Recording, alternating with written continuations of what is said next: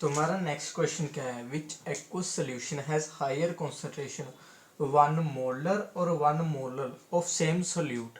Aqueous solution का मतलब क्या है? एक्वस सोल्यूशन का मैंने बताया था ना, एक्वस सोल्यूशन वो होता है जिसमें हमारा सोलवेंट क्या हो, सोलवेंट होता है वाटर। ठीक है, अगर सोलवेंट वाटर हुआ उसकी डेंसिटी कितनी होगी? 1 ग्राम पर मिलीलीटर। डेंसिटी को कैसे लिखते हैं? Density equals to weight upon volume. अगर डेंसिटी 1 है इसकी तो क्या होगा? Volume equals to weight. Means मैं क्या कहूँ, 1 kg इक्वल होगा 1 लीटर के, है ना। सो फर्स्ट पॉइंट तो ये हुआ। सेकंड पॉइंट क्या है? सेकंड पॉइंट हम समझते हैं 1 मोलर और 1 मोलर का मतलब क्या है। 1 मोलर सोल्यूशन बनाना है हमने, है ना। कैसे बनाएंगे? हमें क्या चाहिए होगा? Number of moles of solute कितने चाहिए होंगे? 1। वॉल्यूम ऑफ सोल्यूशन भी कितना चाहिए होगा? 1। मीन्स 1 मोल ऑफ सोल्यूट को जब हम डालेंगे volume of solution in litre, 1 litre solution में, तो हमें क्या मिलेगा? 1 मोलर सोल्यूशन मिलेगा। 1 मोलर सोल्यूशन, ठीक है। और 1 मोलर का क्या मतलब है? 1 मोलर का मतलब है number of solute, number of moles of solute कितने होने चाहिए? 1, ठीक है, upon mass of solvent in kgs कितना होना चाहिए? 1। अब यहां देखो, मास एक्व सोल्यूशन के लिए मास और वॉल्यूम सेम ही होगा, ठीक है, क्योंकि डेंसिटी तो 1 है। मास ले लो या वॉल्यूम ले लो, एक ही बात है ना। तो इसमें हम कह सकते हैं volume of solvent is 1 kg। इसमें 1 मोलर सोल्यूशन कैसे बनाएंगे? जब हमारे पास 1 मोल होगा सोल्यूट का, किसमें? 1 kg सॉल्वेंट में, ठीक है। अब सोचो, तुमने एक वाटर का ग्लास लिया, ठीक है, उसमें तुमने शुगर ऐड की, 1 चम्मच शुगर ऐड कर दी, ठीक है, उसे रख दिया साइड पे। अब तो एक तो ये सोल्यूशन होगा। सेकंड सोल्यूशन एक हो रहा है जिसमें तुमने 1 चम्मच शुगर पहले ही ऐड करके रख रखी थी, उसमें तुमने 1 चम्मच और ऐड कर दी शुगर। मोर ज्यादा कॉन्सेंट्रेटेड कौन सा होगा? वही सोल्यूशन होगा ना सेकंड वाला, जिसमें तुमने 1 चम्मच और ऐड कर दी शुगर, ठीक है। वैसे ही कॉन्सेप्ट है इसका भी। अब देखो, तुम्हारे पास पहले ही एक सोल्यूशन था, ठीक है, वॉल्यूम ऑफ सोल्यूशन मोलैरिटी के लिए, 1 मोलर के लिए पहले ही एक सोल्यूशन था, 1 लीटर सोल्यूशन था। तुमने उसमें क्या किया? 1 मोल और ऐड कर दिया। और मोलर के केस में क्या था? तुम्हारे पास 1 kg सोलवेंट था, ठीक है, प्योर सोलवेंट। मीन्स इसका कोई सोल्यूशन नहीं था, प्योर सोलवेंट था, तुमने उसमें 1 मोल ऐड किया। हम देख सकते हैं ना, अगर सॉल्यूशन जिसमें पहले ही सोल्यूट था उसमें हमने 1 मोल और ऐड कर दिया तो ये ज्यादा कॉन्सेंट्रेटेड होगा। बल्कि इसमें क्या था? इसमें क्या है, 1 लीटर सोल्यूशन, जो 1 लीटर सोलवेंट जो है उसमें हमने 1 मोल ऐड किया। तो इससे पता लगता है हमारा 1 मोलर सोल्यूशन जो होगा वो ज्यादा कॉन्सेंट्रेटेड होगा, किससे? 1 मोलर से। इसे लिखेंगे कैसे? इसे लिखेंगे 1 molar solution has higher concentration than 1 molar. It is because 1 molar solution equals to 1 mole of solute, 1 mole of solute in 1000 gram of solvent और 100 मिलीलीटर ऑफ सोलवेंट। 1 मोल किसमें है? 1000 ग्राम ऑफ सोलवेंट और 1000 मिलीलीटर ऑफ सोलवेंट, ठीक ठीक है। और दूसरे में क्या है? But 1 molar solution contain 1 mole of solute in 1000 gram of solution.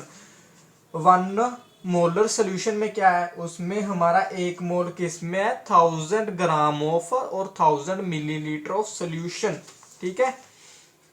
Contains same volume of solute, solute को हमने सेम लिया, मीन्स सोल्यूट की अमाउंट भी सेम ली, सोल्यूट की टाइप भी सेम ली। सो हम आगे क्या लिखेंगे? 1 mole is present in less than 1000 ml of solvent. ये इसकी बात कर रहा है 1 मोलर सोल्यूशन की। इसमें 1 मोल जो है 1000 से कम में प्रेजेंट है ना, इसका 1000 तो सोल्यूशन है, ये सोलवेंट। अगर सॉल्वेंट तो इसमें कम ही होगा ना, खुद ही सोच के देखो, सोल्यूशन बनाया हुआ है, सोल्यूशन सोल्यूट प्लस सॉल्वेंट के मिक्सचर से ही बनाया होगा, तो सॉल्वेंट तो कम लिया होगा ना सोल्यूशन बनाने के लिए, क्योंकि ये भी 1000 है, ये भी 1000 है। सो 1 mole is present in less than 1000 ml of solvent, so 1 molar solution is highly concentrated than 1 molar solution। For non aqueous solution अगर हमारा सॉल्वेंट डिफरेंट होगा तो हमारी डेंसिटी भी डिफरेंट होगी, मीन्स मास और वॉल्यूम इक्वल नहीं होंगे, ठीक है, सॉल्वेंट के। तो हम क्या कहेंगे, डेंसिटी के केस में ये डिपेंड करता है कि डेंसिटी कितनी होगी, इससे हम बताएंगे कि उसकी कॉन्सेंट्रेशन 1 मोलर की ज़्यादा होगी या 1 मोलर की ज़्यादा होगी। बट हमारे बोर्ड में बेसिकली एक ही पूछेंगे कि एक्व सोल्यूशन की बात करो, वो नॉन एक्व सोल्यूशन की बात नहीं पूछेंगे, ठीक है। नेक्स्ट क्या है, नेक्स्ट क्वेश्चन में क्या कह रहा है, will the molarity of a solution at 50 degree Celsius be same or less than molarity at 25 degree Celsius. ये ना पिछले वाला क्वेश्चन ही है, मतलब फर्स्ट वाला क्वेश्चन है ये। देखो, molarity is inversely proportional to temperature. Inversely proportional to temperature क्यों है? मोलैरिटी देखो, molarity inversely proportional to volume है, वॉल्यूम बढ़ती है टेम्परेचर के साथ, वॉल्यूम बढ़ती है टेम्परेचर के साथ ना। इसे तुम अपने घर पे भी ट्राई करके देख सकते हो। बर्तन में वाटर लेना, उसको हीट करना स्टार्ट कर देना, ऊपर से कवर कर देना, ऊपर से मतलब पूरा फिक्स नहीं करना, हल्का कवर कर देना कि उसकी जो वेपर्स हैं वो बाहर ना जाएं। उसको नेक मतलब ऊपर तक भर देना बर्तन को, तो ना उसको एक पॉइंट ऑफ टाइम ऐसा आएगा कि जो हमारा वाटर लिया होगा वो बर्तन से बाहर आने लग जाएगा। इससे हमें क्या पता चला, टेम्परेचर बढ़ाने के साथ वॉल्यूम बढ़ती है। अगर वॉल्यूम बढ़ेगी तो मोलैरिटी घटेगी, तो molarity inversely proportional to temperature है। अब खुद ही बताओ, जिसका टेम्परेचर ज्यादा होगा वो कम कॉन्सेंट्रेटेड होगा ना, उसकी मोलैरिटी कम होगी। तो हम क्या कहेंगे, 50 डिग्री सेल्सियस वाला जो है हमारा, उसकी मोलैरिटी कम है किससे, 25 डिग्री सेल्सियस वाले से। हम लिखेंगे कैसे इसे, molarity at 50 degree Celsius of solution be less than that of 25 degrees Celsius because molarity decrease with the increase in temperature. This is because volume of the solution increase with the increase in temperature, but number of moles of solute remains the same. Volume उसकी increase होगी और number of moles तो same ही रहेंगे। मतलब 25 degree पे हम उसे boil कर रहे हैं, ठीक है, उसकी वॉल्यूम एक है, उसमें सोल्यूट के पार्टिकल्स भी एक क्वांटिटी में मौजूद है। जब हमने उसे 50 डिग्री सेल्सियस पे गर्म करना स्टार्ट किया तो उसकी वॉल्यूम बढ़ गई, बट नंबर ऑफ सोल्यूट तो उतना ही है हमारे पास।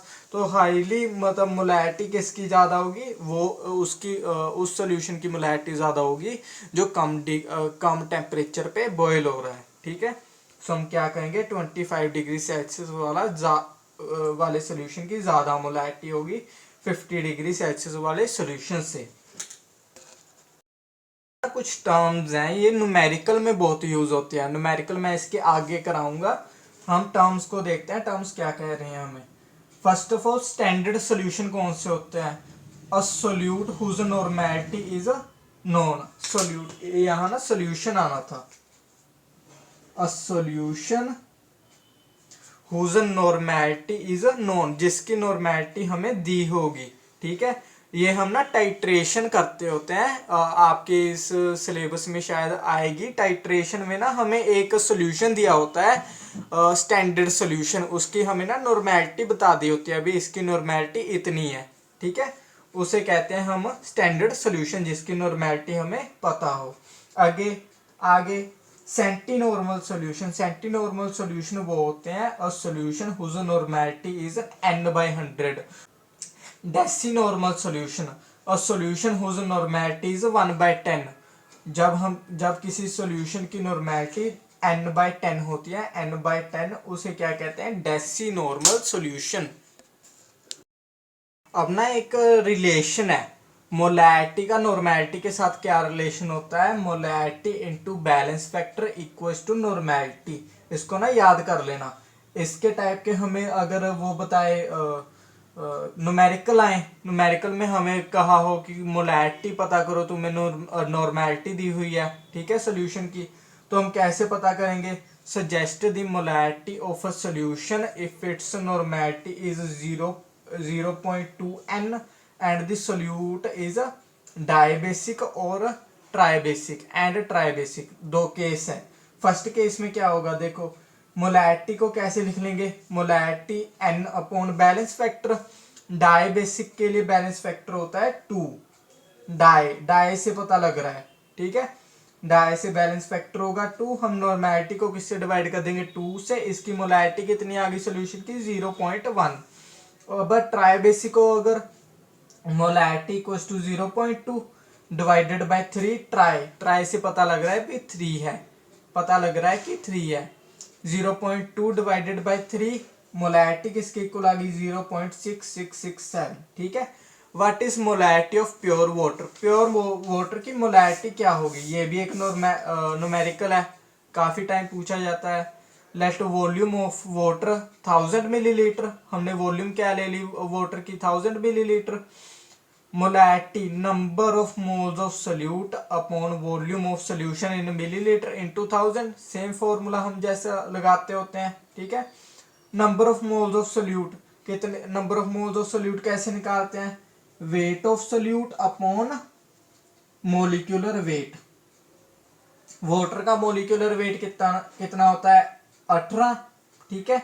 अब देखो एक बात देखो, प्योर वाटर में सोल्यूट भी वाटर होगा, सॉल्वेंट भी वाटर होगा, दोनों की क्वांटिटी भी सेम होगी, ठीक है। एक बात को ध्यान रखना, जब हमें ऐसा न्यूमेरिकल आए, हमें वेट क्या दिया हुआ है, 1000 डिवाइडेड बाय मोलिकुलर वेट, हमारे पास ये आ गया number of moles of solute आ गया। Number of moles of solute लिख लिया मैंने, ऐसे ही फॉर्मूला सीधा लिख लिया।